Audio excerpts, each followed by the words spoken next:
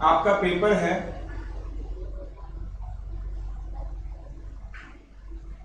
Business maths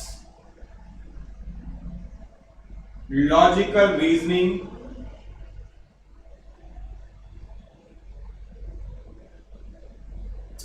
और business tax, ठीक है।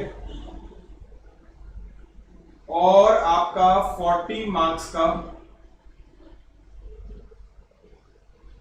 मैथ्स है, 20 मार्क्स का लॉजिकल रीजनिंग और 40 मार्क्स का आपका बिजनेस टैक्स। कई बार हाँ जी। और इस पूरे के पूरे 100 नंबर के सिलेबस में 100 मार्क्स के इस पूरे सिलेबस में सबसे ज्यादा वेटेज का कोई चैप्टर है जो मेरी फर्स्ट प्रायोरिटी पे रहता है, मेरा सबसे पहले मैं इसी को करवाने की सोचता हूं, और वो है चैप्टर का नाम टाइम वैल्यू ऑफ मनी। वो है चैप्टर का नाम क्या? Time value of money, TVM, ठीक है।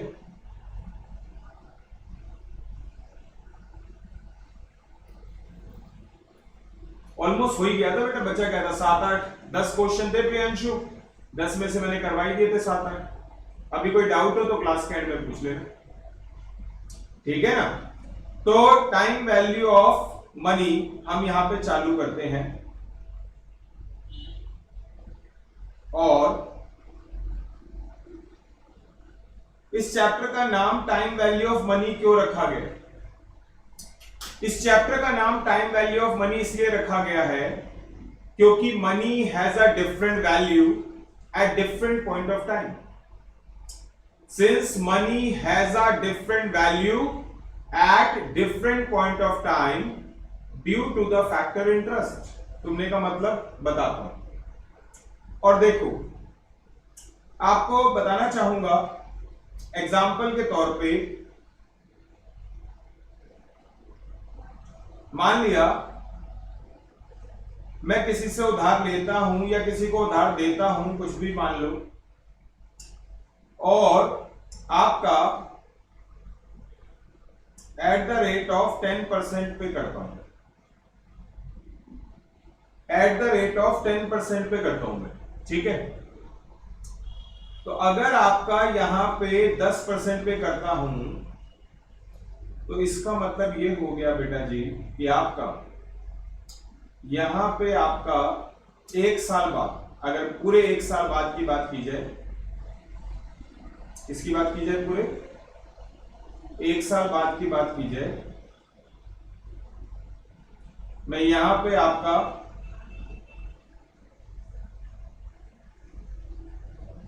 यहां पे 0 लिख देता हूं। 0 मतलब प्रेजेंट,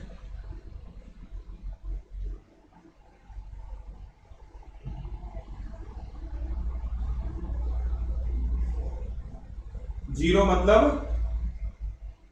प्रेजेंट वैल्यू, ठीक है ना। तो यहां पे सपोज कर लो कि आपका मैंने 100 रुपए किसी को उधार दिए, तो 1 साल बाद बच्चों में उससे पैसे लूंगा, और कितने रुपए लूंगा? 110 रुपए लूंगा। 1 साल बाद में उससे लूंगा और कितने पैसे लूंगा? 110 रुपए लूंगा, ठीक है ना। तुमने कहा सर बात तो है, 10% के हिसाब से 100 रुपए 1 साल बाद कितने हो जाएंगे? 110 रुपए। सपोज कर लो कि वो पर्सन जो है जिसको पैसे मैंने दिए थे वो मेरे पास आया और कहने लगा सर, मैंने कहा हाँ जी, कहता एक रिक्वेस्ट थी। मैंने कहा क्या? 6 महीने बाद मिला मुझे कहीं जाते हुए,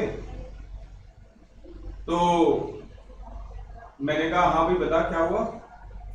कहते सर वो चक्कर क्या है, कहीं से मेरे पास पैसे आ गए थे, और आपको पता ही है पैसे आते ही जो दे दे, समझदारी है, क्योंकि ऐसा तो है नहीं वो पैसे खर्च नहीं होंगे, कहीं इधर उधर खर्च ना हो जाए, फिर आपको टाइम पे देना पाऊं, तो ऐसा था। मेरे पास, मैं उम्मीद लगा के बैठा था 1 साल, लेकिन मुझे पता तो था ही जल्दी आ जाएंगे, लेकिन मैंने कहा कहीं मेरा प्रॉमिस गलत प्रूव ना हो, तो इसीलिए मैंने आपको 1 साल बोला था। वो 6 महीने बाद कहीं मुझे मिला करा, 1-2 दिन से सोच ही रहा था मैं आपके पास आने की, तो मैं काम करता हूं सर, कल आ जाता हूं, एक बार मैं कल आपको पेमेंट कर दूंगा। ना उसने ये बोला कि मैं कितने रुपए पे करूंगा, ना उसने ये बोला कि मैं कम पे करूंगा, ना उसने ये बोला मैं ज्यादा पे करूंगा।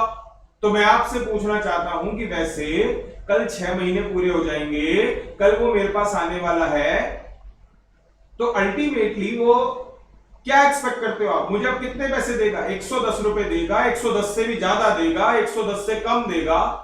और यहां पे यश ने जवाब दे दिया कि सर जब एक बात बताओ, 6 महीने बाद ही तो पैसे दे रहे हो, तो आपके पैसे उसने कितने यूज करें? 6 महीने यूज करें। मैंने कहा तो अगर 6 महीने यूज करें तो सर जी साफ सीधी सी बात है, पैसे देगा और आपका 105 रुपए देगा। मैंने कहा ये कैसे निकाला तुमने? यश हो गया, प्राची हो गई, सहारा हो गया, अमन हो गया, ये कहते हैं कि सर हमने क्या करा, बड़ा बेसिक सा पॉइंट है तो। मैंने कहा बेसिक सा पॉइंट है, चलो मुझे भी बता दो ये बेसिक। कहता सर देखो आपने लिखा हुआ था वहां पे 10% पर एनम। मैंने कहा हाँ लिखा हुआ था।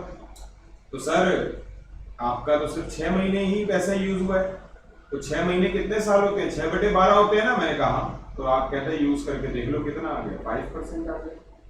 तो इस तरीके से हमने आपको यहाँ पे बता दिया सर कि आपको मिलेंगे और 105 मिलेंगे। मैंने कहा ठीक है भाई। मैं अगले दिन उसका वेट करता रहा कि अब आएगा अब आएगा अब आएगा, लेकिन अगले दिन हो गया लॉकडाउन, अगले दिन हो गया लॉकडाउन, वो नहीं आ पाया। अब लॉकडाउन चला 3 महीने, तो 3 महीने बाद आया। एक तरीके से देखा जाए तो वो कब आया बेटा? 3 महीने बाद आया। अब वो 3 महीने बाद आया तो यानी कि 6 महीने बाद 3 महीने 9 मंथ हो गए, ठीक है। तो अब मैं जानना चाहूंगा, उसने मुझसे कहा कि सर वो आ नहीं पाया, अगले दिन लॉकडाउन हो गया था, आपको तो पता ही है, बात भी हो गई थी मेरी तो आपसे, ठीक है ना। तो कुछ कहने लगा कि सर गुंजाइश कर दो, रियायत कर दो, डिस्काउंट कर दो, ऐसे करके बात करने लगा। मैंने कहा देख सुन, प्रॉब्लम जैसी तेरी है वैसी मेरी है। अगर कहीं पे फ्लो में दिक्कत तेरे पास है तो वही फ्लो में दिक्कत मेरे पास है। तो तू समझ, इस समय मत कर। अगर तेरे पास अवेलेबल है तो प्रोवाइड करवा दे, नहीं हो है तो मैं भी बैठी, तो मैंने तेरे को कौन सा फोन किया, मैं भी बैठा ही। समझ रहे हो बात को? तो अल्टीमेटली उसने कहा चलो ठीक है ऐसे कर लेते हैं, हमारा हिसाब किताब चलता रहता है, आगे देख लेंगे कभी। मैंने कहा ठीक है, अभी मैंने कहा जरूरत है यार देख मुझे भी। तो अल्टीमेटली आपका उसने 107 रुपए 50 पैसे, जैसे कि हमारे यहाँ सारे के सारे ही चार्टर्ड अकाउंटेंट बैठे हुए हैं और बच्चों ने जवाब दे दिया। आकृति ये कौन सा कैलकुलेटर है बेटा तेरा जो 8.5% बता रहा है? तो यहां पे आपका एक तरीके से देखा जाए तो बेटा जी यहां पे आपका देख सकते हो, 9 महीने बाद दिया है तो 10% पर एनम है, और आपका यहां पे 9/12 हो गया, तो ये 7.5% है, ठीक है।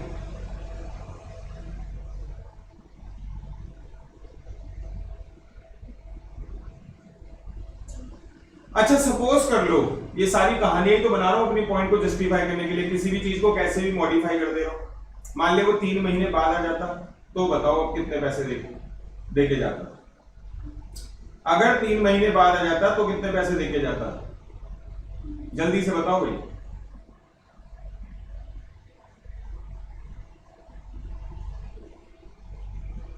और यहां पे प्राची ने बता दिया 102 रुपए 50 पैसे।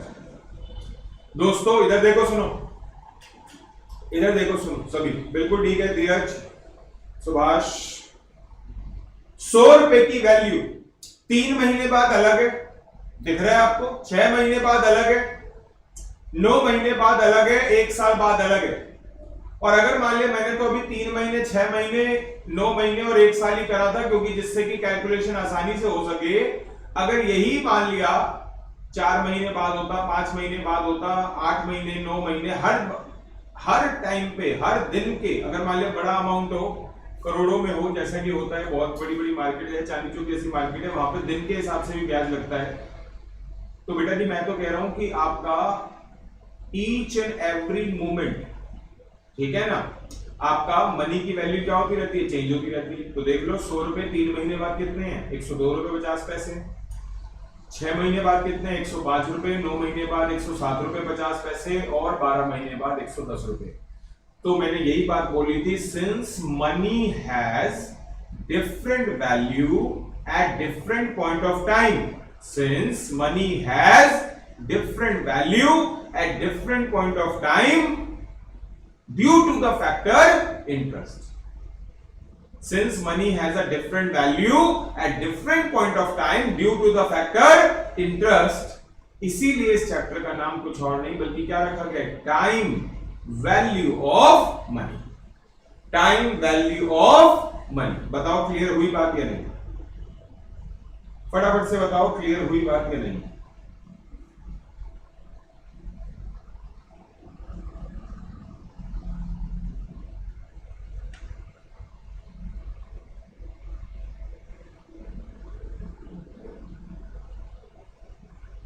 बहुत अच्छी बात है बेटा, ठीक है। तो since money has different value,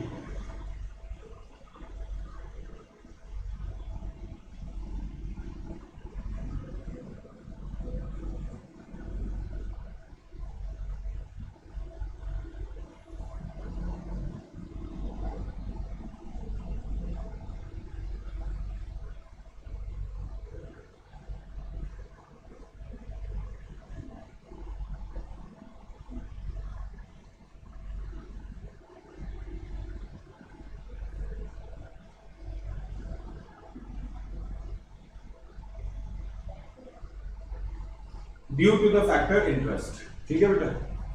तो यही लाइन मैंने बोली थी और मुझे लगता है प्रॉपर्ली जस्टिफाइड है। तो इस चैप्टर का नाम टाइम वैल्यू ऑफ मनी क्यों कहा गया है, क्योंकि मनी की value different point of time पे डिफरेंट होती है। किसकी वजह से होती है, इंटरेस्ट फैक्टर की वजह से। मैं छोटी सी बात डिस्कस करता हूं। एग्जाम्पल के तौर पे अगर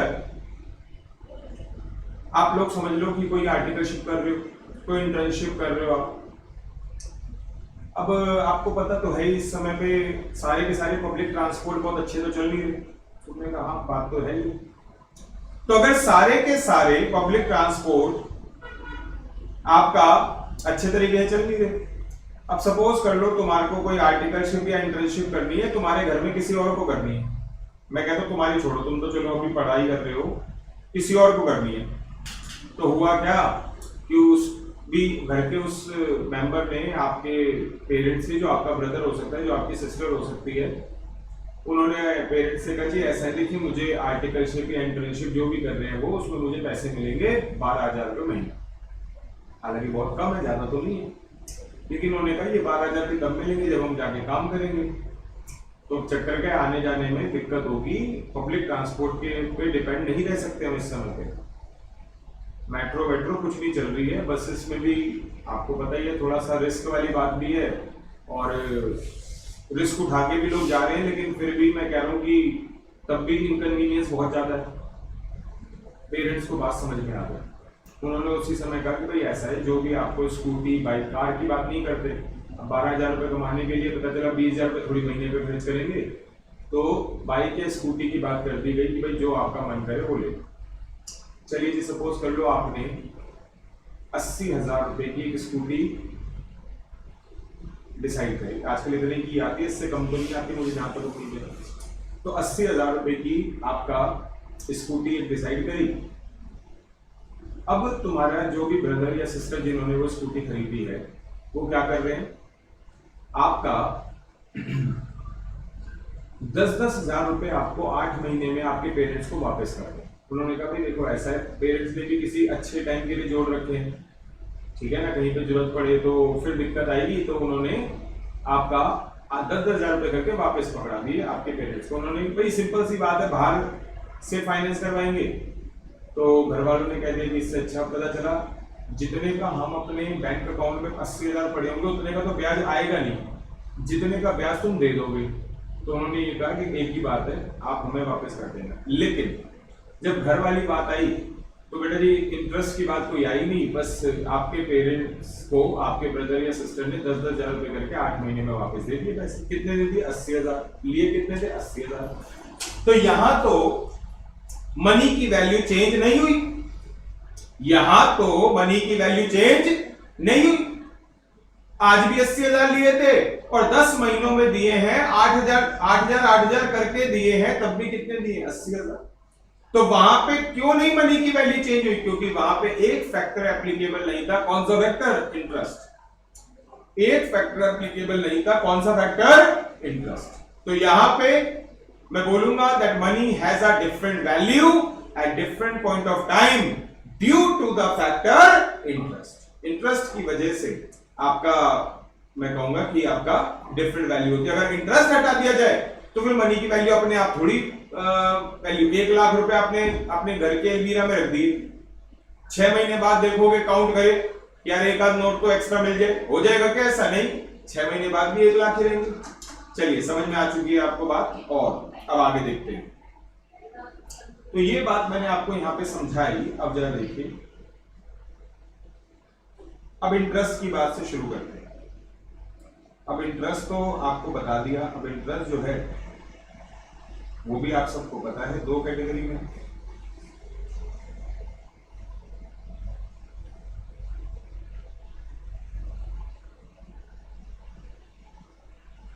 और एक होता है बेटा जी कौन सा? Simple interest. ठीक है बेटा जी। और एक होता है आपका क्या?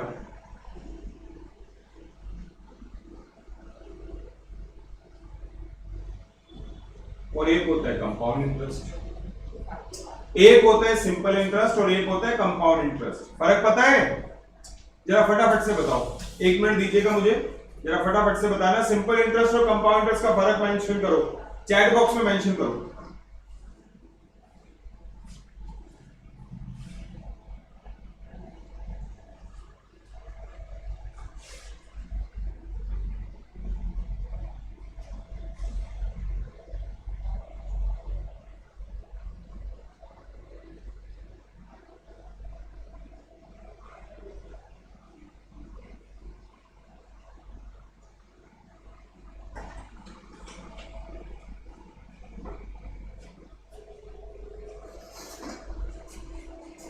हाँ जी बेटा,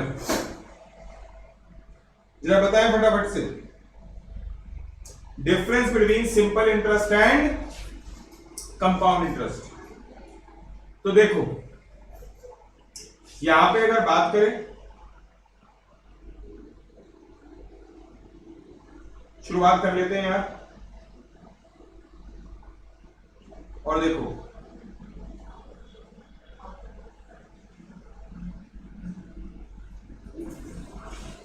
सिंपल इंटरेस्ट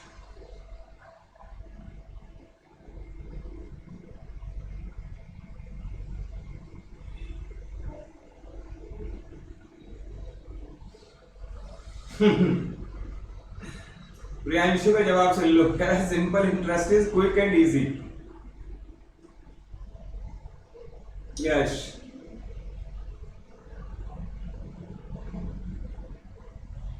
चलिए और जरा देखो, आपने अपने अपने हिसाब से जवाब दिया और अच्छा रहता है, लेकिन हाँ मुझे पता है स्क्रीन नहीं दिखाई दे रही, 2 मिनट रुक जाओ, मैं करता हूं।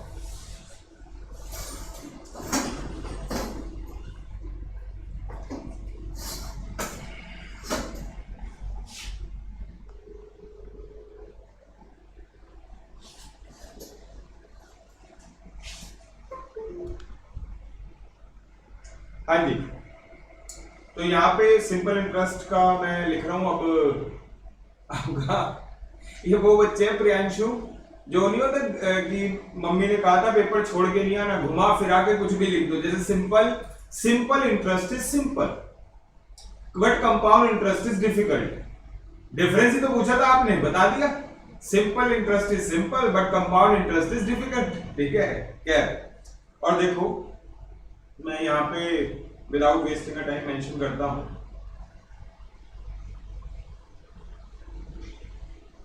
in simple interest we charge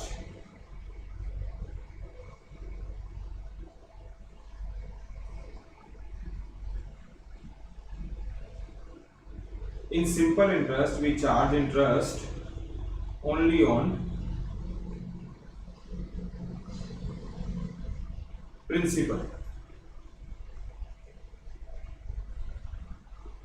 हाँ बिल्कुल ठीक है राजीव, सही बोल रहे हो। In simple interest we charge interest only on principal. In simple interest we charge interest only on original principal. ठीक है ना। तो यहाँ पे विदाउट वेस्टिंग का टाइम आइए जरा थोड़ा सा एग्जांपल डिस्कस करता हूं। और ये हो गया प्रिंसिपल, मान लिया interest at the rate of 10% और साथ के साथ आपका क्या अमाउंट। तो प्रिंसिपल यहाँ पे आपका 100 रुपये आएगा, 10% के हिसाब से 10 रुपये का इंटरेस्ट आएगा और 110 रुपये आपका अमाउंट हो जाएगा। फिर उसके बाद आपका यहाँ पे अगर बात करें तो सेकेंड ईयर में, अब यहाँ पे अगर बात करें तो 110 रुपये जो है हम उसके पास लेने पहुंचे। हमने कहा भाई क्या है, मतलब 110 रुपये आपके बनते हैं, आप प्रोवाइड करवा रहे हो? उसने कहा सर है नहीं। मैंने कहा क्या हुआ? कह रहे सर ऐसे ही चल रहा है, आपको पता ही है पीछे लॉकडाउन वगैरह हो गया था तो उस चक्कर में आपका पैसे वैसे आ नहीं रहे। तो मैंने कहा फिर? कहते हैं बस अब थोड़ा सा वेट ही कर लो सर। मैं तो कहूँगा बल्कि बोलना नहीं चाहता, लेकिन क्या करें, बोलना चाहिए इस समय पे, बोलना तो पड़ेगा ही सर, अगले साल ही देख लेते। मैंने कहा फिर ब्याज का कैसे करते हैं? कहते सर वो तो अपने को बनेगा ही बनेगा, ब्याज तो बनेगा ही बनेगा ना। अब मैं एक साल बाद पैसे दूंगा तो ब्याज तो देना ही पड़ेगा। अब जैसे देखो आप सबको पता है अभी वो मोरेटोरियम चल रहा है बैंक लोन्स की तरफ से, कोई इंस्टॉलमेंट नहीं जा रही, लेकिन इसका ये मतलब थोड़ी है कि इस टाइम का ब्याज नहीं होगा। ठीक है ना। गवर्नमेंट कोई रिलैक्सेशन दे दे वो बात की बात है, गवर्नमेंट कोई रिलैक्सेशन दे दे तो बात की बात है आपका, लेकिन वैसे ब्याज चल रहा है, दे नहीं रहे अभी क्योंकि है नहीं, लेकिन ब्याज में कोई रिलैक्सेशन है नहीं अभी तक। तो कल को कोई कोर्ट वोट डिसाइड कर ले, कुछ लोगों का फेवर कर दे तो अलग बात है, बट वैसे कोई ब्याज पे दिक्कत नहीं। और इसका घाटा भी बहुत ज्यादा है, खैर किसी और दिन बात कर लेंगे इस रिगार्डिंग। ऐसे बहुत जगह रेंट्स के ऊपर भी हो रहा है। मैंने 2 एग्जांपल सुन चुका कि भाई ऐसा है, हम किसी ने कोई बिजनेस कर रहा है, वो पूछ रहा है कि वो रेंट में कुछ रिलैक्सेशन हो जाएगा क्या, काम इतना ज्यादा है नहीं। तो सामने वाला क्या कह रहा है कि अगर आपका एक पर्सन भी, एक सिंगल एम्प्लॉय भी यहाँ पे आके काम करेगा तो मैं रेंट लूंगा। ऐसा सुना है मैंने, सुनना रिलेशन में ही, एक भी बंदा आपका, एक भी एम्प्लॉय यहाँ पे आके काम करेगा, मैं आपसे इंटरेस्ट वो रेंट लूंगा। अच्छा जी। और अगर आप यहाँ पे काम नहीं करते, ताला मार के रखते हो, कोई बात नहीं, मैं रेंट नहीं लूंगा। ऐसे इंस्टीट्यूट की बात कर रहा हूं, लेकिन वो अलग इंस्टीट्यूट है आपका, कुछ पेस्ट्रीज का इंस्टीट्यूट है, यहाँ भी दिल्ली में नहीं, बॉम्बे में। तो ऐसा यहाँ पे भी मैंने कहीं सुना। तो ऐसा है, बहुत सारे ऑनर्स इस तरीके से भी कर रहे हैं। अब पता नहीं, खैर चलो किसी को गलत सही क्या कहे, हर किसी का अपना एक लॉजिक होता है। तो यहाँ पे हमने कहा कि भाई देखा ऐसा है, तेरे को 1 साल बाद पैसे देने थे, अब तू दे नहीं रहा बेटा, और तुमने, उसने कहा ये जेन्युइन रीजन है, आपको पता है। मैंने कहा एग्री। तो अगले साल आपका यहां पे अगर बात करें तो 100 रुपए पे, अगले साल 100 रुपए पे लगेगा और 10% यानी कि 10 रुपए लगेगा। 110 तो पहले ही बन गए थे, 10 रुपए और हो गए, कितना हो गया? 120 रुपए हो गए। क्लियर है? अब आगे चलते हैं और आपका यहां पे दूसरे साल भी अगर नहीं देता है तो फिर दोबारा जी बेटा जी आपका 100 रुपए पे लगेगा और 10 रुपए लगेगा और कितना लगेगा? 130 रुपए लगेगा। ठीक है। तो यहाँ पे आई थिंक आपको ये बात समझ में आ गई कि इंटरेस्ट के ऊपर इंटरेस्ट एप्लीकेबल नहीं होता। मैंने ऊपर लिख भी दिया है, in SI we charge interest only on principal. Only on principal. Only on principal का मतलब क्या हुआ? सिर्फ प्रिंसिपल के ऊपर।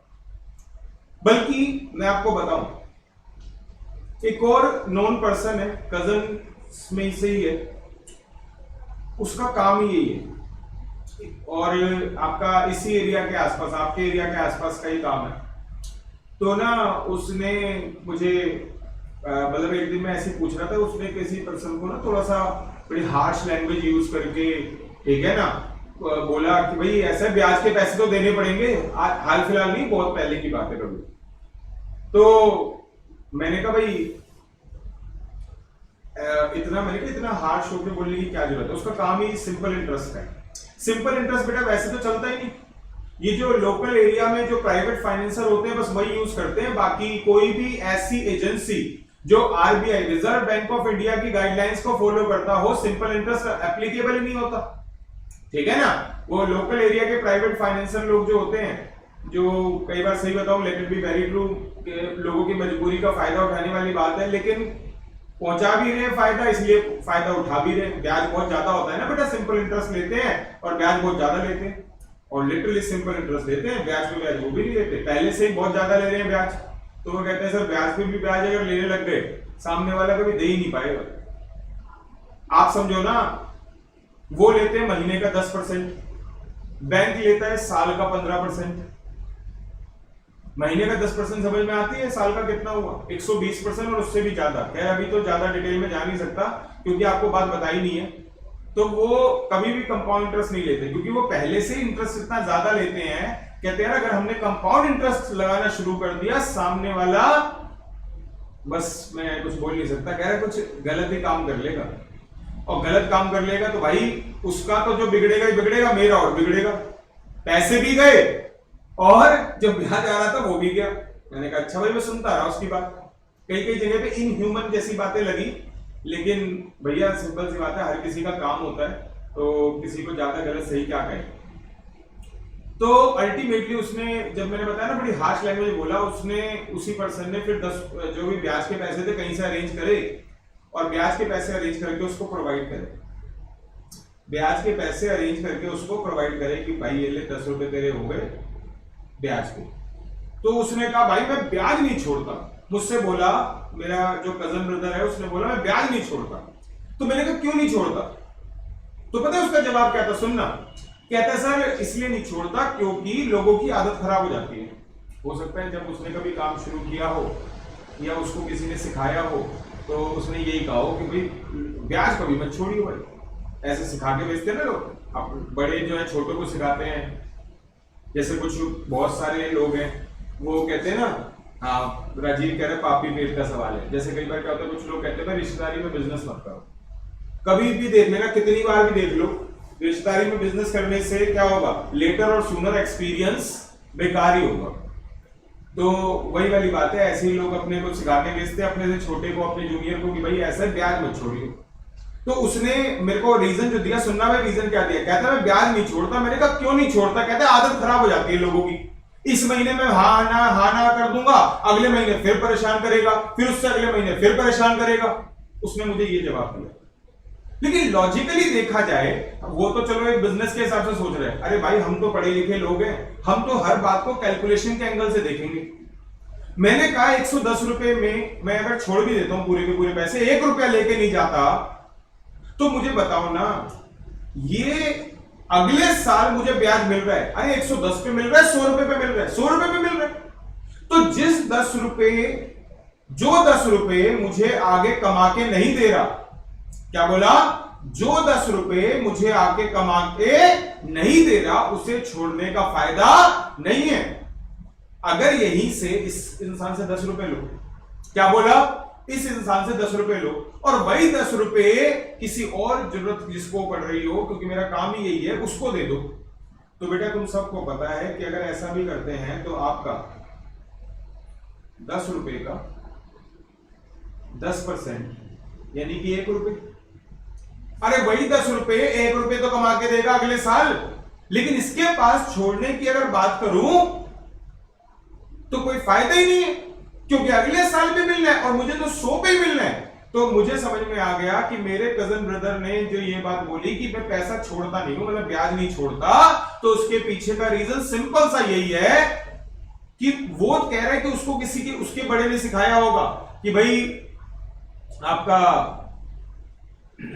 आदत खराब नहीं करनी चाहिए। लेकिन एक्चुअल लॉजिक ये है कि जिस ब्याज को आप छोड़ रहे हो वो ब्याज फर्दर आपको यहां पे कमा के नहीं देगा, तो क्योंकि अगर ब्याज कमा के नहीं देगा तो इसलिए छोड़ने का फायदा भी नहीं होगा, ठीक है ना।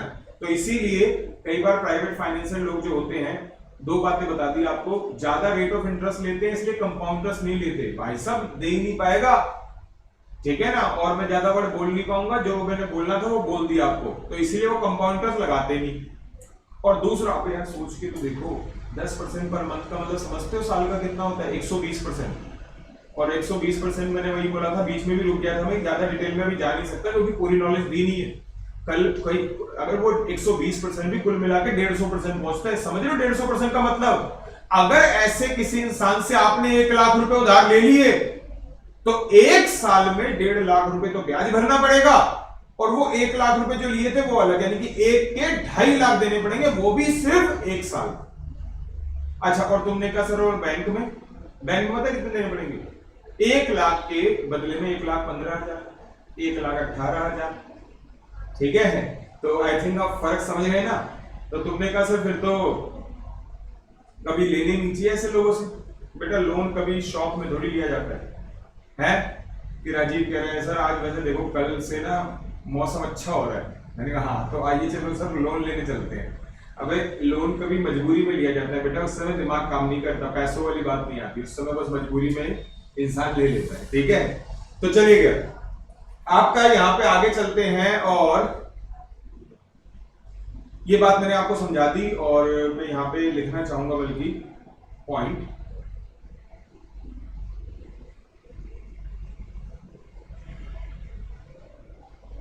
इन SI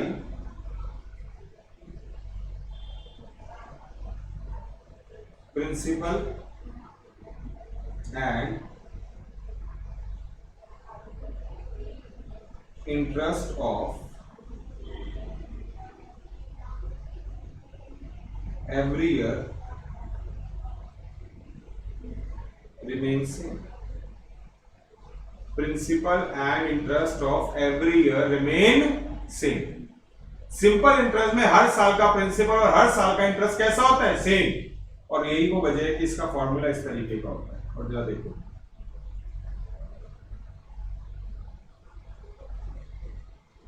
P multiply by R multiply by T, ठीक है, ये आपका फॉर्मूला होता है। तुम्हें पता है बेटा, अगर मैं बात करूं तो यहां पे आपका ये P मल्टीप्लाई बाय R करा, R तो वो तो ठीक है, और आपका मल्टीप्लाई बाय T भी क्यों कर दिया, क्योंकि हर बार वो जो रेट परसेंटेज है वो अलग अलग प्रिंसिपल पे नहीं बल्कि किस पे लगेगा, सेम प्रिंसिपल पे। ऊपर एग्जांपल में देख ही सकते हो आप, हर बार प्रिंसिपल कितना है, 100 रुपए। तो ये ध्यान रखना कि अगर आप ऐसा कर पा रहे हो, T से मल्टीप्लाई कर पा रहे हो, तो उसके पीछे का लॉजिक क्या है, सिंपल इंटरेस्ट। उसके पीछे का लॉजिक क्या है, सिंपल इंटरेस्ट। उम्मीद करूंगा कि आपको ये बात समझ में आती है। अब देखो कुछ बच्चे यहाँ पे दिमाग लगाते हैं, जैसे सारा ऐसे दिमाग लगाने के लिए मन ही मन परेशान हो रही है, कहते सर पता नहीं पहले जब स्कूल में टीचर ने पढ़ाया था तब तो ये लिखवाया था PRT अपॉन में 100। ये कई बार ऐसे क्वेश्चन होते हैं जो ना बच्चा पूछ भी नहीं पाता, लेकिन उसके माइंड में चलता जरूर है। और यहाँ पे PRT अपॉन में 100, सर ने फॉर्मूला तो लिखा है लेकिन 100 नहीं लगाया। अरे तो बच्चे एक बात बता, R किसके अंदर है, R तो परसेंटेज के अंदर है। तो अगर आपका R परसेंटेज के अंदर है तो जब यहाँ पे फॉर्मूले में वैल्यूज को अप्लाई किया जाएगा तो R परसेंटेज में आएगा, और अगर R परसेंटेज में आएगा तो नीचे 100 आएगा ही आएगा, चाहे मैं यहाँ पे फॉर्मूला लिखते वक्त नीचे 100 लिखूं और चाहे ना लिखूं। जब आप फॉर्मूला अप्लाई करवाओगे, P की जगह P की वैल्यू, R की जगह R परसेंटेज की वैल्यू, T की जगह टाइम इन ईयर्स लिख के जाओगे तो नीचे 100 आएगा ही आएगा, तो परेशान होने की जरूरत नहीं, ठीक है। तो ये आपका, अगर मैं बात करूं तो फॉर्मूला था। आइए इसके आगे भी देखते हैं और देखना, ये आपका अब अगर अमाउंट निकालना है, सबको पता है बेटा प्रिंसिपल प्लस में इंटरेस्ट क्या होता है, आपका अमाउंट होता है। तुमने कहा सर यही होता है, प्रिंसिपल प्लस में PRT।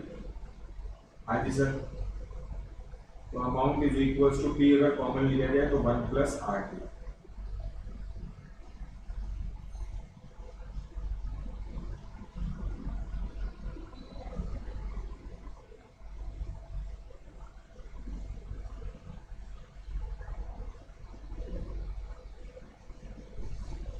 हाँ जी, और ई इंटू 1 प्लस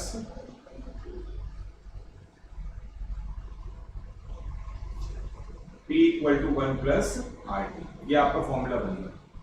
छोटी छोटी बातें हैं बेटा, इसमें क्या है, कॉन्सेप्ट को बहुत डिटेल में बोलना पड़ता है जिससे क्लैरिटी बढ़ती है। डिटेल में बोल दो फिर तो क्वेश्चन हो ही जाएंगे, थोड़ी भी जल्दबाजी करो फिर वो वहां पे ना बच्चे की सोच में और समझ में फर्क आ जाता है। वैसे सीख लिया आपने, हाँ ये फॉर्मूला है, लेकिन कहीं ना कहीं आपको पता है ना यहाँ पे सॉल्व कैसे करने हैं, माइंड से करने। तो अब जरा देखो, सबसे पहले यहाँ पे एक बात मैं छोटी सी कहना चाहूंगा, ये देख रहे हो आपका यहाँ पे 1 प्लस आर टी, तुमने कहा जी, इसका मतलब ये है, इसका मतलब ये है 1 प्लस आर टी की अगर बात करें तो एक तरीके से मैं ऐसा कह सकता हूँ 1 प्लस आर टी पता है क्या बता रहा है, जैसे देखो R% है, 10% किसका हुआ, 1 साल का हुआ, तो 3 साल का कितना हो गया, 30%। आपका 10% कितने का हुआ, 1 साल का हुआ, तो 3 साल का कितना हो गया, 30%। तुमने कहा से हमने क्या करा, 1 रुपए में 30% प्लस कर दिया। हमने क्या करा, 1 रुपए में 30% प्लस कर दिया। तुमने कहा ठीक, तो अगर 1 रुपए में 30% प्लस कर दिया तो 1 रुपए की वैल्यू 10% रेट के हिसाब से कब की आ गई, 3 साल बाद की आ गई। 1 रुपए की वैल्यू 10% के हिसाब से 3 साल बाद की आ गई। दोबारा बोलूंगा और सुन लो, मैं कह रहा हूं यहां पे देखो, सबसे पहली बात, एक तरीके से देखा जाए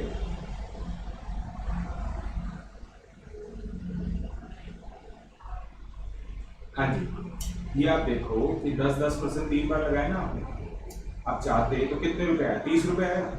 मैं कहता हूं सीधा 100 रुपए पे 10% 3 सालों का 30%, तो 100 रुपए पे सीधा 30% भी लगा सकते हैं।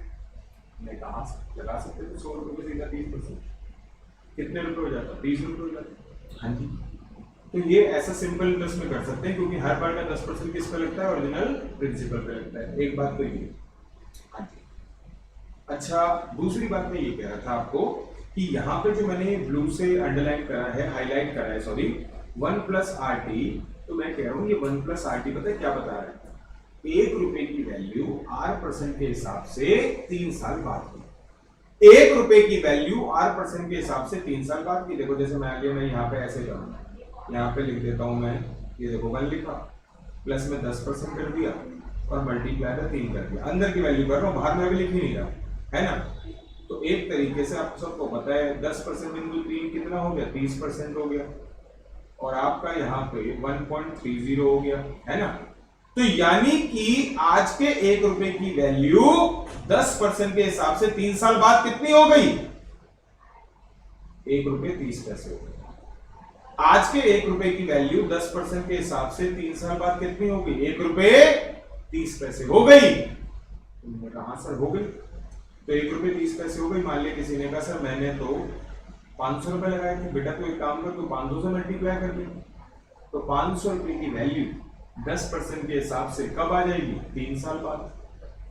500 रुपए की वैल्यू 10% के हिसाब से कब आ जाएगी, 3 साल बाद।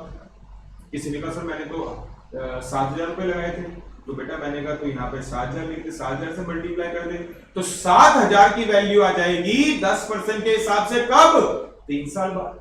किसी ने कहा मैंने तो 20,000 लगाए थे, मैंने कहा तो 20,000 से मल्टीप्लाई करते तो 20,000 की वैल्यू आ जाएगी 10% के हिसाब से 3 साल बाद।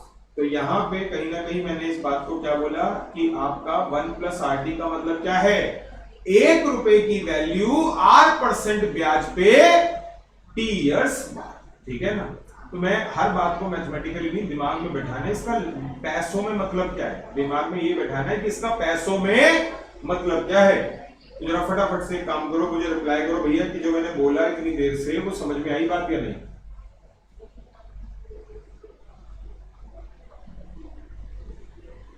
जल्दी बताओ भाई।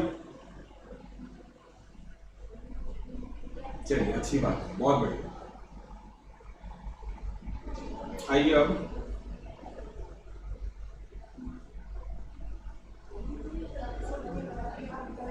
आइए डिस्कस करते हैं आपका आगे का concept.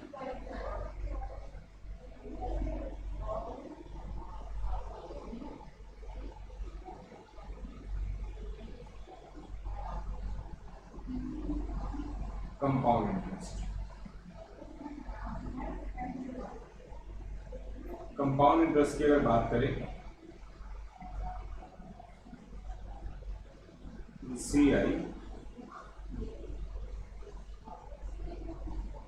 we charge interest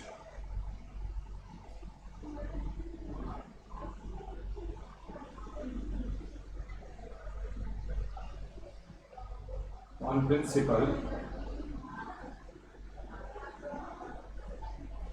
as well as on, in CI we charge interest on principal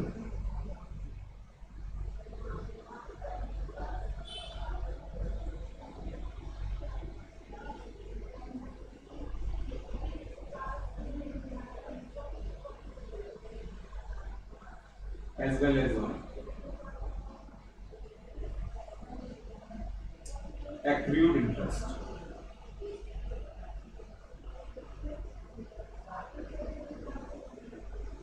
As well as on accrued interest. ठीक है, तो बच्चे एक बात आपको बताना चाहूंगा। हाँ, A stands for amount. Yash, A stands for amount.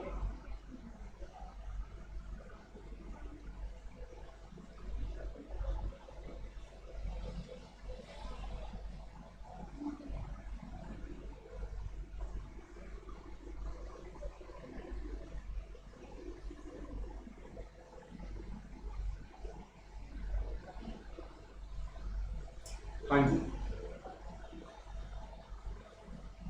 तो यहाँ पे आपका एक्रूड इंटरेस्ट लिख दिया मैंने। और सबसे पहली बात तो अगर बात करें तो मुझे बताओ कि आपका आउटस्टैंडिंग और एक्रूड में फर्क जानते हो?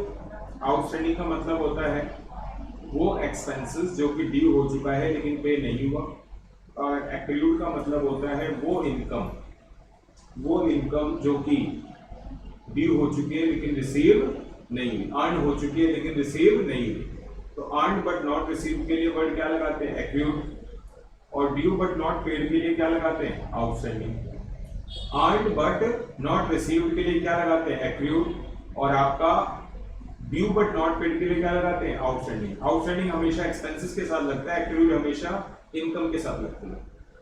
बच्चे आपको बताना चाहूंगा, ये पूरा सेंटेंस मैंने आपके सामने लिखा, लेकिन इस पूरे सेंटेंस में आप ये समझ लो कि अगर मैं एक्रूड वर्ड हटा दूं तो एक तरीके से कई बार बच्चे बोल देते हैं ना, आप लोगों ने भी तो बहुतों ने बोला कि सर इंटरेस्ट के ऊपर इंटरेस्ट लगता है तो उसे क्या कहा जाता है? Compound interest. और जब इंटरेस्ट प्रिंसिपल के ऊपर लगता है तो वो क्या कहा जाता है? Simple interest. तो मैं भी यहाँ पे अगर मान लीजिए डेफिनेशन को लिखूं, we charge interest on principal as well as on interest बोल दूं, एक्रूड वर्ड नहीं बोलूं तो सही बताऊं तो कंपाउंड इंटरेस्ट के केस में ये आपका गलत हो जाएगा। तुमने कहा कैसे? सुनो, एग्जाम्पल देखो। और मान लिया, अभी पीछे भी हमने डिस्कस किया था,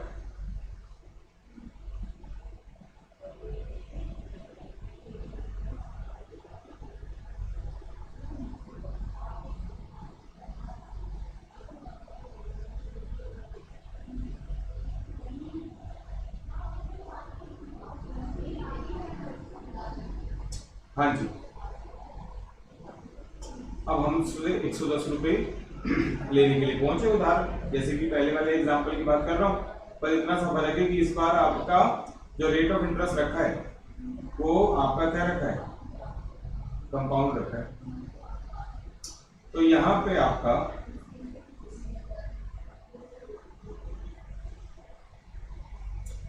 हाँ जी, तो 110 रुपए रखा है, ठीक है ना। अब हम उससे पैसे लेने के लिए पहुंचे, उसने कहा है नहीं, कोई दिक्कत नहीं।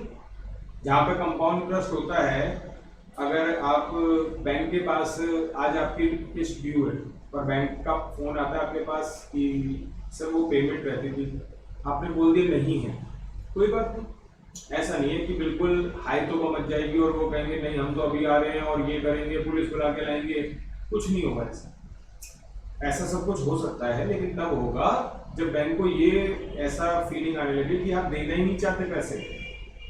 बैंक को ये फीलिंग आने लगे कि आप देना ही नहीं चाहते, ठीक है ना। फिर वो अपने फर्दर प्लान ऑफ एक्शंस जो होते हैं वो तब वो उसके ऊपर डील करते हैं। बट वैसे अगर बात की जाए तो सवाल ही नहीं उठता, कुछ कहेंगे ही नहीं आपको कि भाई क्या फिर सर जैसे क्रेडिट कार्ड की पेमेंट है नहीं दे रहा भाई इस महीने, अच्छा सर ब्याज पे ब्याज लगा देंगे, क्या बोला, ब्याज पे ब्याज लगा देंगे। क्योंकि वो छोड़ भी क्यों देते हैं, सिंपल इंटरेस्ट वाला क्यों नहीं छोड़ता पता है तुम्हें, क्योंकि उसे 10 रुपए को छोड़ने का कोई लॉजिक ही नहीं है। कम जैसे आपको बताना चाहूंगा, जैसे क्रेडिट कार्ड होता है तो क्रेडिट कार्ड में एक मिनिमम पेमेंट होती है, तो मिनिमम पेमेंट का मतलब यही है, एग्जैक्ट तो नहीं है ये, बट वैसे कहीं ना कहीं क्या कर रहे हैं वो ब्याज ही मांग रहे हैं कि कम से कम इतने तो देनी पड़ेगी। आपके मान लीजिए 12,900 रुपये बनते हैं, अब सपोज कर लो 900 रुपये उसमें से ब्याज है, तो क्या करेंगे भाई 900 रुपये आप प्रोवाइड करवा रहे, ऐसा करके बात खत्म करेंगे।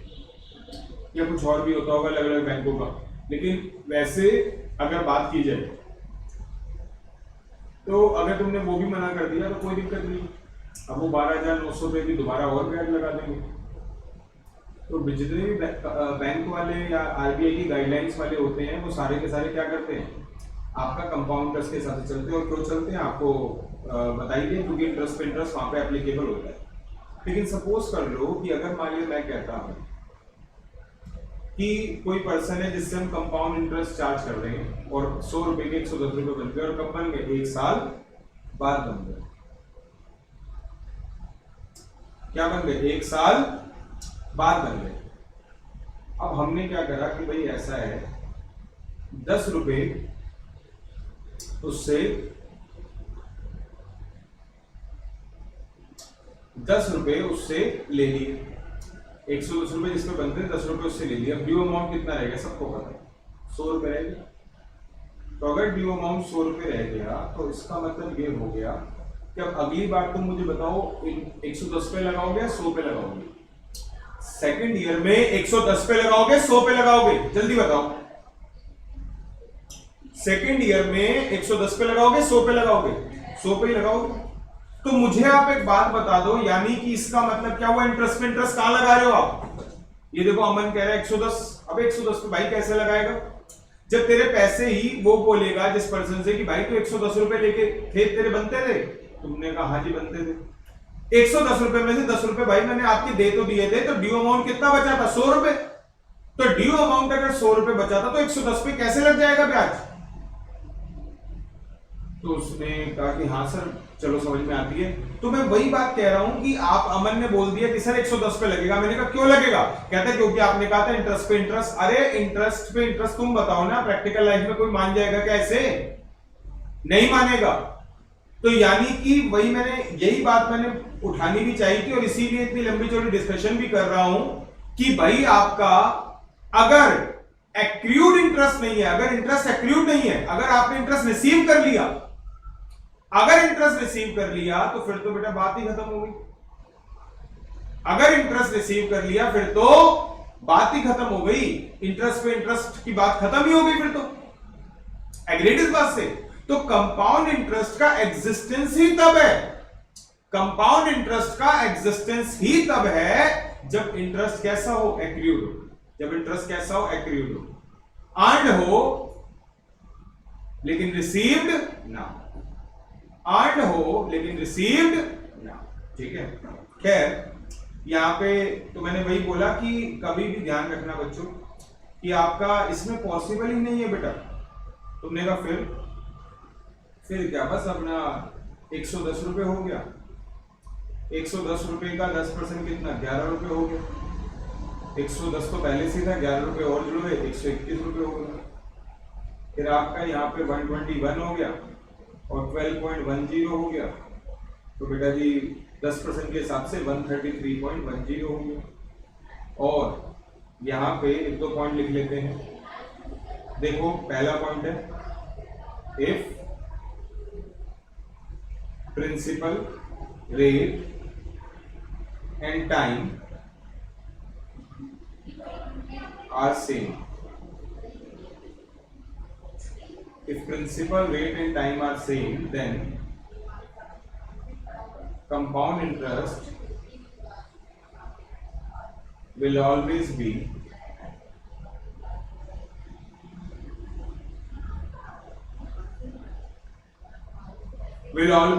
greater than simple interest. सही बात है, 100 रुपए लगाए थे और वहां पे भी 3 साल के लगाए थे, यहाँ पे भी 3 साल के लगाए थे, रेट ऑफ इंटरेस्ट भी वहां पे भी 10% था, यहाँ भी 10% है, तो आप सबको पता है बेटा जी क्या आएगा, सेम ही आएगा। अच्छा आगे देखो, इन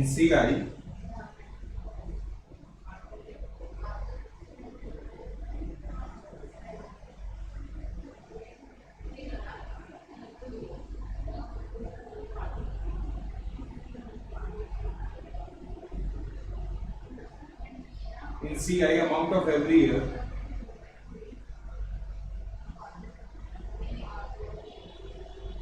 will become, in CI amount of every year will become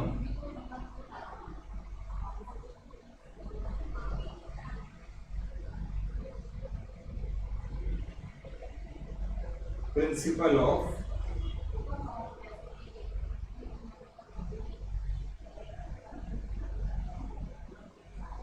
in CI amount of every year will become the principal of subsequent year. In CI amount of every year will become principal of subsequent year। इधर देखो भाई सभी, पहले साल का amount कितना है 110, तो सेकंड ईयर का प्रिंसिपल भी कितना है बेटा 110। सेकंड ईयर का अमाउंट कितना है 121, तो थर्ड ईयर का प्रिंसिपल भी कितना है 121। तो कहने का मतलब ये हो गया बेटा कि आपका amount of every year will become the principle of its subsequent year. Mind that. भाई दोनों सभी बच्चे बताएं, दोनों पॉइंट क्लियर है आपको या नहीं? कोई कॉन्ट्रडिक्शन हो, डिफरेंस ऑफ ओपिनियन हो तो शेयर करें, सो दैट कि हम उसे डिस्कशन का पार्ट बना के मैटर को रिजॉल्व कर सकें। Let me know as fast as possible. चलिए अच्छी बात है। अब जरा देखते हैं और आगे चलते हैं और जरा देखो भाई, मैंने कहा यार सारी बात तो ठीक है, लेकिन कंपाउंड इंटरेस्ट का फॉर्मूला कैसे बनाऊं? आइए शुरुआत करते हैं। और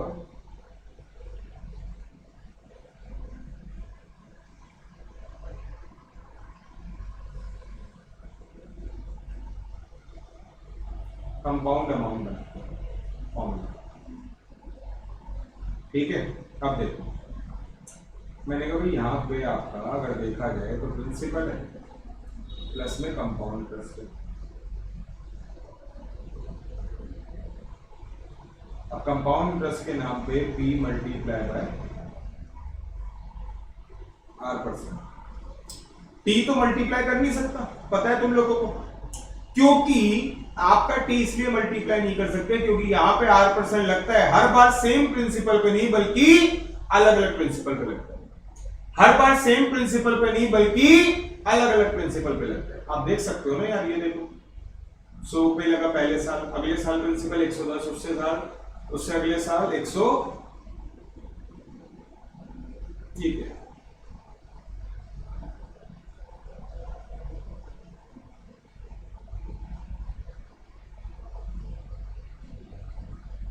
चलिए तो यहां पे आपका एक तरीके से मैंने आपको यहां पे बता दिया। रुकना भाई,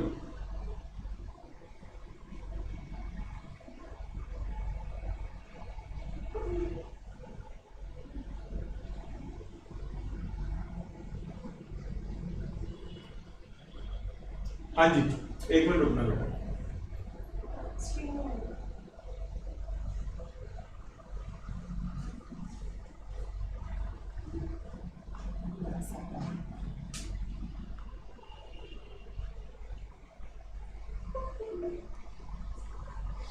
हाँ जी, तो अब जरा देखो यहाँ पे मैंने प्रिंसिपल लिया और कंपाउंड इंटरेस्ट लिया। मैंने बता दिया आपको टाइम मल्टीप्लाई नहीं कर सकते। पता है टाइम क्यों नहीं मल्टीप्लाई कर सकते? क्योंकि टाइम मल्टीप्लाई करने का मतलब है हर बार सेम इंटरेस्ट, और कंपाउंड इंटरेस्ट में हर साल का इंटरेस्ट कैसा होता है? सेम नहीं होता, ना प्रिंसिपल सेम होता है ना इंटरेस्ट सेम होता है। बल्कि मेरे को लिखना चाहिए था ये point that in CI principal and interest of every year remain change। तो बेटा आपका हर साल चेंज होता है। खैर मैंने इसका तरीका निकाला, मैंने कहा भाई काम करते हैं, सारी बात छोड़ो और यश ए का मतलब अमाउंट है। यहाँ पे प्रिंसिपल अगर कॉमन ले लेता हूं तो ये क्या हो जाएगा 1 प्लस आर लिख दो या आर परसेंट लिख दो। तुम्हें पता तो है कि आर तो परसेंटेज में ही होता है, तो चाहे मैं बिना परसेंटेज के लिखूं या परसेंटेज के साथ लिखूं, पी इंटू 1 प्लस, ठीक है।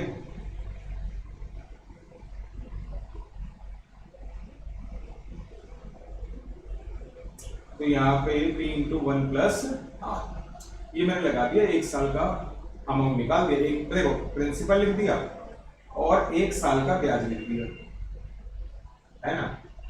तो प्रिंसिपल लिख दिया और एक साल का ब्याज लिख दिया, तो ये क्या आ गया बेटा, आपका अमाउंट आ गया।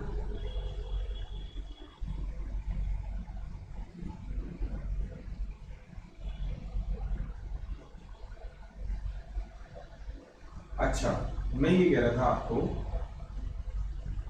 कि मैंने इस बात को थोड़ा सा ऐसे बोलना चाहा कि मैंने कहा यार जब भी प्रिंसिपल में 1 प्लस आर मल्टीप्लाई किया जाएगा तो आपका कंपाउंड अमाउंट आएगा, हाँ जी। जब भी प्रिंसिपल में 1 प्लस आर मल्टीप्लाई किया जाएगा तो एक साल बाद का अमाउंट आ जाएगा। जब भी प्रिंसिपल में 1 प्लस आर मल्टीप्लाई किया जाएगा तो एक साल बाद का अमाउंट आ जाएगा। बताओ भाई सही लग रही है बात या नहीं? हाँ जी बताओ, ठीक है आपके हिसाब से बात?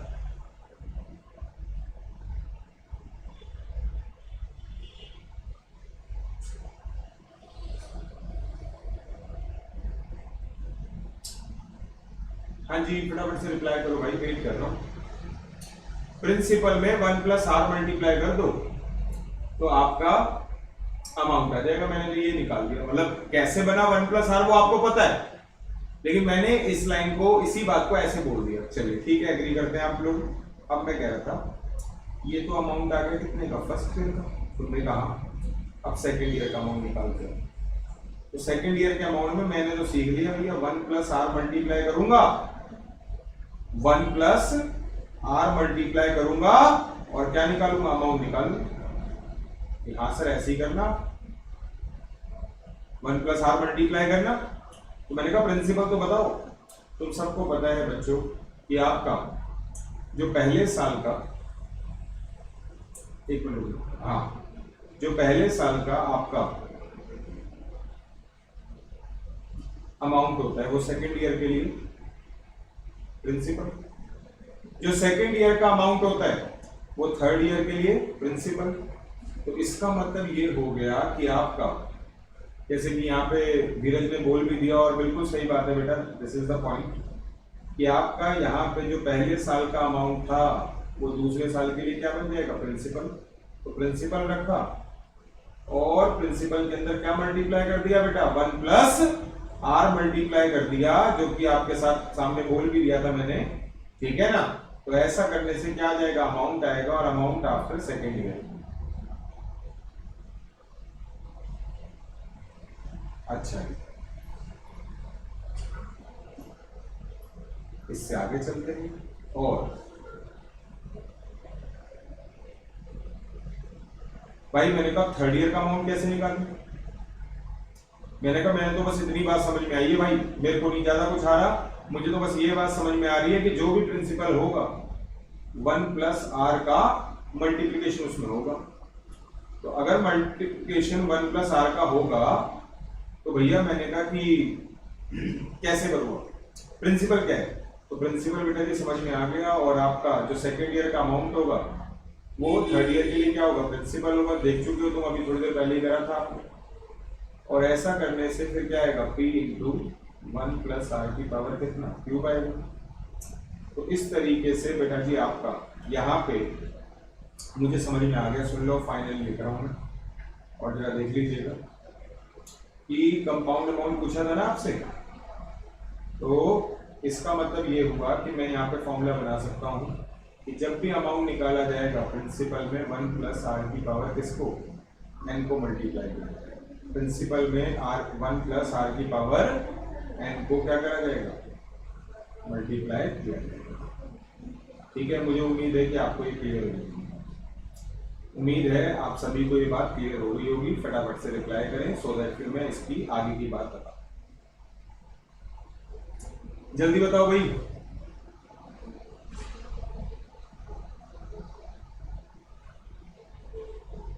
चलिए अच्छी बात है, अगर क्लियर है तो अब सुनो। ये सारी बातें तो ठीक है, फॉर्मूले तो बना के हम खुश हो जाएंगे, फॉर्मूले का लॉजिक भी समझ जाएंगे, लेकिन हमें तुम्हें पता है ना कैसे करना है, बिना लिखे करना है।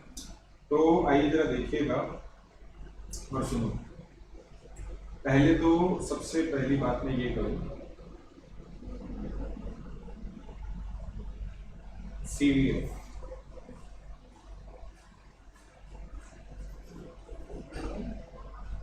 Cumulative value factor. CVF का मतलब क्या है बेटा, आपका क्यूमुलेटिव वैल्यू फैक्टर। ठीक है, क्यूमुलेटिव वैल्यू फैक्टर। तुमने कहा क्यूमुलेटिव वैल्यू फैक्टर का मतलब क्या है, ये वही मतलब है जो पहले सिखा रहा था। क्यूमुलेटिव वैल्यू फैक्टर का मतलब पता है क्या इस समय पे, आई लिखो या आर लिख लो, 1 प्लस आई की पावर एन या 1 प्लस आर की पावर एन। 1 रुपए की value I rate of interest के हिसाब से एन ईयर्स बाद।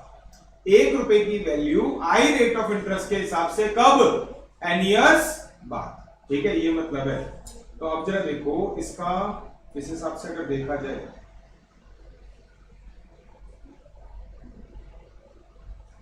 तो देखो यहां पे मैं एक और बात बता दूं, थोड़ा कैलकुलेटर के हिसाब से बता दूं।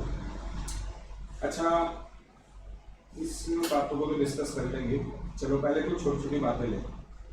बेटा एक तो आप सबको पता रहना चाहिए, हाँ जी, एक तो आप सबको वैसे सिखा रखा होगा, जैसे हाँ याद आता है, सिखाया हुआ है, लेकिन हो सकता है कोई बच्चा ना जानता हो, उसके लिए भी पता चल जाएगा।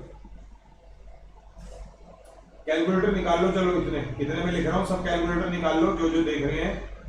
ठीक है,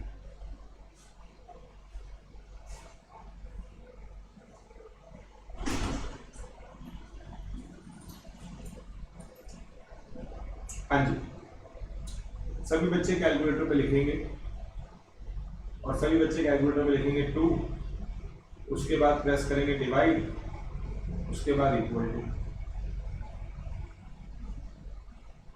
कितना आ गया 0.5।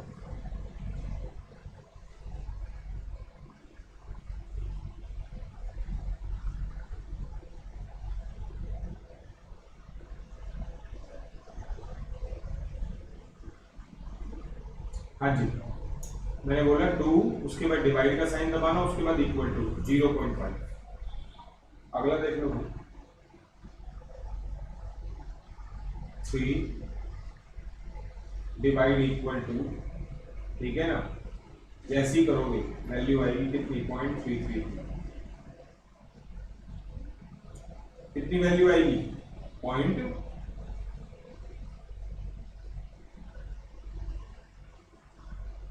0.33। इसके अलावा आपका 5 डिवाइड इक्वल टू,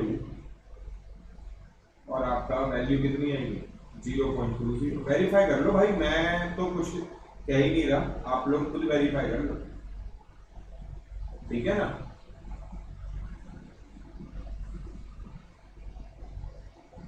अच्छा जी, इसके अलावा आपका सबको पता है 10 डिवाइड इक्वल टू कितनी आएगी 0.10।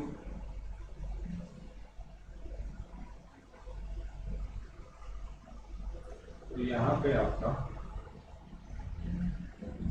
ठीक है ना, तो ये सारी चीजें मैंने आपको बता दी। और इससे आपको एक बात पता चल गई क्या, कि भैया डिवाइड इक्वल टू प्रेस करने के बाद, डिवाइड इक्वल टू प्रेस करने के बाद क्या होता है, उस नंबर का रेसिप्रोकेट होता है। डिवाइड इक्वल टू प्रेस करने के बाद क्या होता है, उस नंबर का रेसिप्रोकेट होता है। ठीक है, और सुन लो, अगर कल को अगर आपका 2 की पावर 10 निकालना है, 2 की पावर 10 मुझे पता है 1024 होगा। ठीक है, 3 की पावर 5 कितना होता है, 729 होता है। अब तुमने कहा सर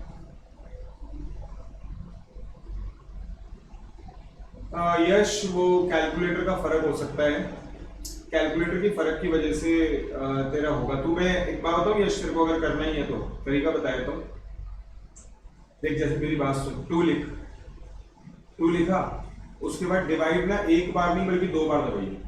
डिवाइड एक बार नहीं, सबके लिए नहीं कह रहा, सिर्फ यश तेरे को कह रहा हूं क्योंकि तूने पॉइंट लिखा है। एक बार नहीं बल्कि इक्वल डिवाइड कितनी बार दबाइए, 2 बार, और फिर इक्वल टू भी कितनी बार दबाइए, 2 बार। जल्दी बता, 2 डिवाइड 2 बार इक्वल टू 2 बार, बता वैल्यू कितनी है।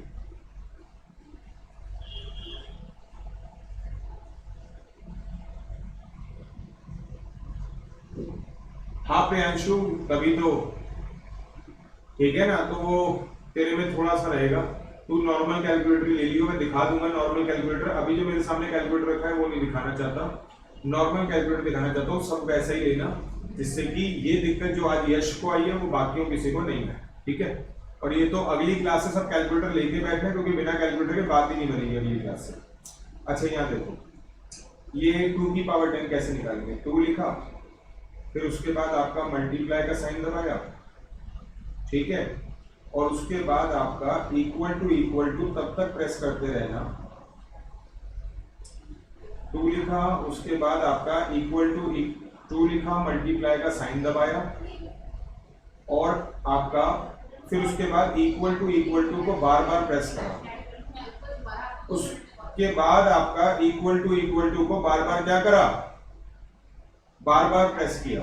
ठीक है ना, और कब तक प्रेस करते रहेंगे, जब तक कि यहां पे स्टेप 11 ना आ जाए, जब तक कि यहां पे स्टेप 11 ना आ जाए। आप करके देखो, 2 लिखना, मल्टीप्लाई दबाना, इक्वल टू करना, स्टेप नंबर 11 तक, तो वैल्यू आएगी और 1024 है। वेरीफाई करो जल्दी से। Please let me know in the chat box also, so that I can make sure myself that you are getting it or not.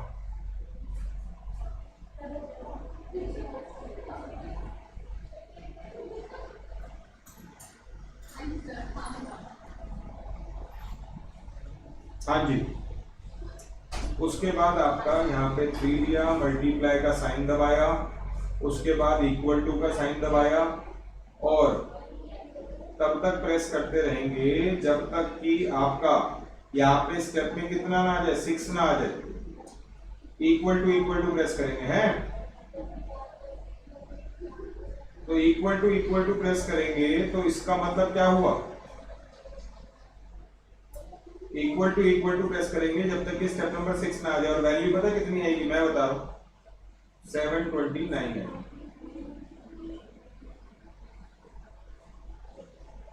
यश देख, मैं अभी तेरे को एक्सप्लेन नहीं कर सकता बेटा, क्योंकि अगर मैं एक्सप्लेन करूंगा ना तो बच्चे कंफ्यूज जाएंगे। तो it is better that you should change the calculator. ठीक है ना,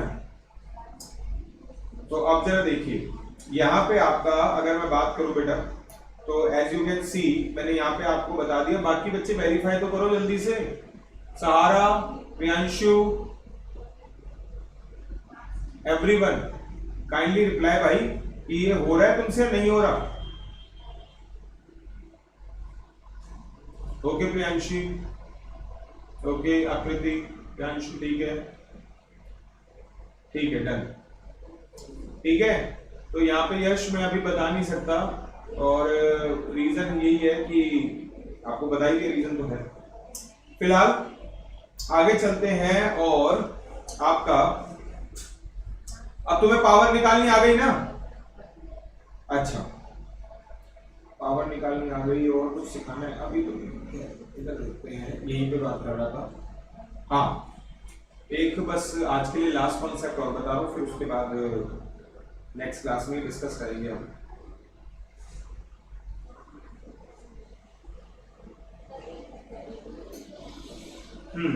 जैसे अभी हमने क्वेश्चन ही करा था, 100 रुपये और 1 प्लस में 10%, पावर में कितना आता है 3।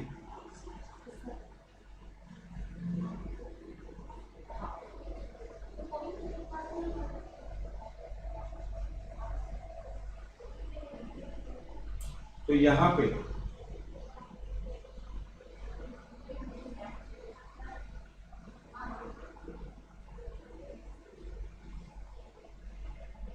हाँ जी, तो यहां पे आपका ये कैसे करोगे सुन लो, मैं वैसे बता रहा हूं। अपने कैलकुलेटर पे कैसे लिखो, देखो ऑन का बटन दबाओ, 1.10 लिखो। अच्छा सुनो, कोई ऐसा बच्चा है जिसको ये ना पता चला हो कि ये 1 प्लस में 10% को 1.10 कैसे लिख दिया? कोई ऐसा बच्चा है जिसको ये ना पता चला हो कि 1 प्लस में 10% को 1.10 कैसे लिख दिया? उम्मीद करूंगा वैसे सबको आता होगा, लेकिन अगर कोई है तो बता देना, मैं उसको एक्सप्लेन कर दूंगा। तो यहाँ पे आपका तरीका ये बनता है 1.10 लिखा जाए, उसके बाद मल्टीप्लाई का साइन दबाया जाए, उसके बाद इक्वल टू प्रेस करा जाए। कहां तक? स्टेप नंबर सबको पता है 4 तक। मल्टीप्लाई तब तक बताया जाए जब तक कि स्टेप नंबर क्या ना आ जाए, 4 ना आ जाए। यू नो द रीजन, है ना। और फिर उसके बाद आपका ये लिख देता हूँ स्टेप नंबर 4। कितनी वैल्यू आएगी मेरे को अभी इस पर ध्यान नहीं है। फिर दोबारा से बेटा मल्टीप्लाई का साइन दबाया जाएगा, ठीक है ना। और मल्टीप्लाई किससे किया जाएगा? 100 से। तो मल्टीप्लाई भाई 100 से करने से आपका फाइनल आंसर आएगा और कितने रुपए आएगा? और यहाँ तो मुझे पता है, हाँ जी, ये आएगा कितना? 133.10। अभी निकाला तो था, वही तो एग्जांपल है, तो कोई नया थोड़ी यही आ रहा। कहाँ गया? ये रहा ऊपर 133.10, है ना।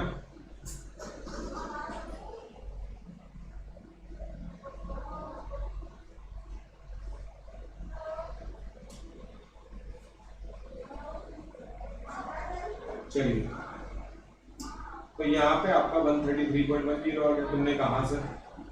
अच्छा, कैलकुलेटर में एक और तरीके से देख लो इसी चीज को। क्या? जैसे आप अपने कैलकुलेटर में लिखो 100, ठीक है, तुमने क्या लिख लिया? सभी करेंगे। कैलकुलेटर पे 100 लिखो, फिर प्लस का साइन दबाओ, फिर 10 को प्रेस करो, 10 लिखो, फिर परसेंटेज प्रेस करो, फिर प्लस करो, फिर 10 लिखो, फिर परसेंटेज प्रेस करो, फिर करो प्लस, फिर 10, फिर परसेंटेज। और अभी भी आप देख लेना आंसर आ रहा होगा कितना? 133.10। 133.10।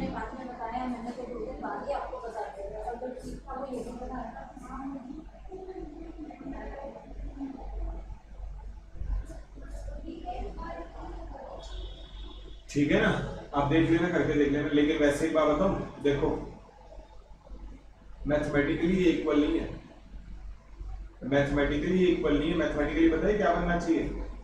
मैथमेटिकली बनना चाहिए 100 प्लस 0.10 प्लस 0.10 प्लस 0.10, और फाइनली उसके बाद होना चाहिए था 100 प्लस में 0.30। ये बनना चाहिए था।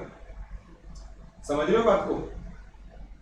हाँ जी, तो बनना तो ये चाहिए था, लेकिन आप सबने अभी देख तो लिया ही है कि आपका यहाँ पे कैलकुलेटर पे ये बात बन रही है। तो खैर, इसका मैंने जानबूझ के बताइए आपको कि कल को अगर मैं कभी कैलकुलेटर पे ऐसे करूं या ऊपर वाले या बराबर वाले तरीके से करूं, मतलब या तो लेफ्ट हैंड साइड वाले तरीके से करूं या राइट हैंड वाले साइड वाले तरीके से करूं, आंसर आएगा और अलग अलग नहीं बल्कि सेम आएगा। बताओ भाई,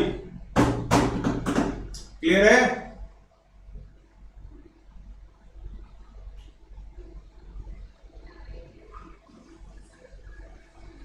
चलो फिर, तो दोस्तों एक काम करते हैं, अभी के लिए इतना ही रखेंगे। नेक्स्ट क्लास में आपके साथ कुछ और बातें डिस्कस करेंगे और फिर उसके बाद एमसीक्यू, ठीक है।